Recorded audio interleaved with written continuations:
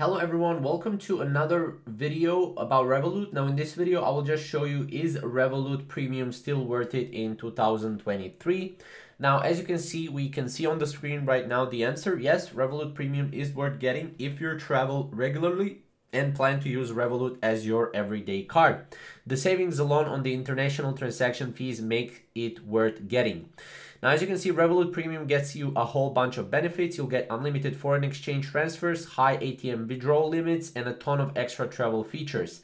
The fees you pay for Revolut Premium are far outweighed by the benefits you get from Revolut Premium.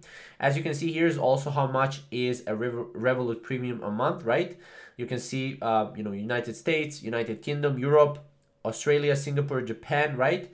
And as you can see, here's the difference between Revolut Premium and Metal. The difference between Premium and Metal is the benefits you get. With Revolut Metal, you get free ATM withdrawal limits, 1% cashback on international transactions, and card made from real metal, which is higher purchase protection and better travel features. So if you're someone who's traveling constantly, if you're someone who is on the move, and also if you're someone who's making a lot more money every single month and wants to use Premium, then definitely go for Premium.